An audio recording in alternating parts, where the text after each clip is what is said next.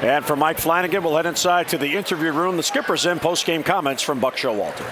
Sorry. Remind me to tell you. How we doing? Good. That was a good win. What's up? Does that feel like a pretty important game to you tonight? I know they're through a 162-game season. They're all important. Well, I get the same question, last game in Seattle, and they're very pertinent questions. Season over if you lose, season going to be a success if you win. I mean, you can't dwell too much, but it was a good win for us. They let us hang around a little bit, and we beat a really good pitcher tonight, which is something we've done 2 or 3 times this year, and I'm real proud of them. They kept grinding, and Jake had some bends, but didn't give in to a big inning. How important do you think that Grand Slam was for Reynolds? I mean, he's a guy who... We'll see, It's one of those things that, it's Jimmy. He and Jimmy have been working real hard on some things, and to have some success with it tonight on a swing, I know it felt pretty good to him. So I thought he made a great play at third base tonight. Almost made a couple good bunt plays. As thick as our grass is, it's really tough there if they get it in the right spot bunting. I thought Derek had a great game at first base. He was a difference maker defensively on a couple plays tonight. I mean, never any panic to him. I can't tell you how tough that play was that he tried to block him back in. It came up. A lot of guys panicked there, but he's a very calm defender. And I know everybody was real happy to see him out there tonight. He gives us a lot of presence. Mark actually had joked in the spring about his numbers with bases loaded. He had 6 hits and 52 at-bats and struck out 26 of those 52 times.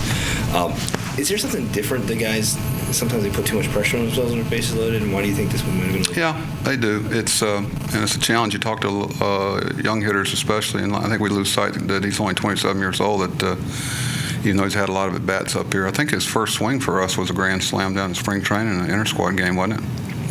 So... he's had 129 career home runs. That was his first grand slam. Yeah.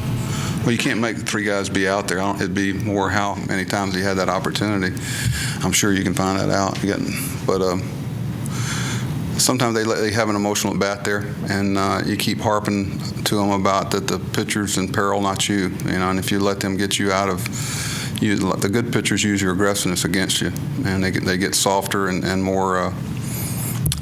They throw more balls that appear as a strike and leave the zone and make you get yourself out. But there's a lot of walks to be drawn in those situations if you'll be patient, because guys the quality veteran pitchers use your aggressiveness against you in those situations. Buck, did Arrieta look in the first few innings when he was walking those guys like a guy who would hang around for a quality start? No, he's done that a few times. Would like to do away with it, get it done with. I think he had 80 pitches. Route 4. Through. Sorry about that. I've already interrupted Brittany, so it's good that you did too. So I feel better. No, my wife. But there's only one of those balls hit hard, and that was a home run. There's only one of those balls hit hard of the home run. But the walks and the counts, and some of the stress of those innings. Every inning seemed like there was somebody out there. He just couldn't have a clean inning. And I'll try to dwell as much as possible on the fact that he didn't bend there. The double play with the bases loaded was big. And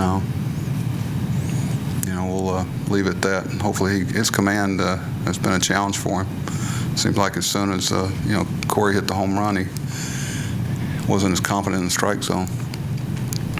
You mentioned it was that double play was big. I mean, how difficult is it to turn that kind of play? It's not. Well, especially it's a play you work on in the spring where as a catcher that's 6'4", 6'5", trying to clear your legs from the guy trying to break it up at the plate. And Matt handled it fundamentally just the way you're supposed to, is clear and get to the inside to create a throwing lane. And we talk about it all the time about having a clock.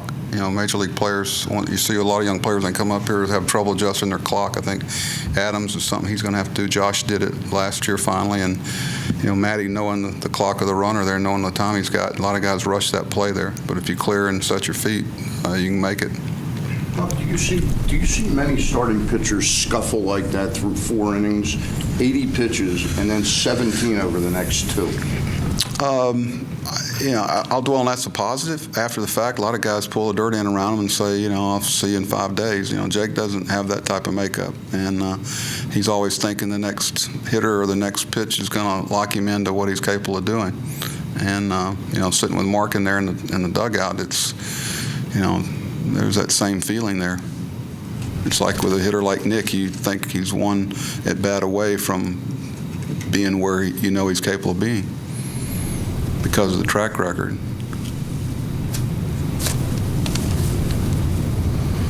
Okay.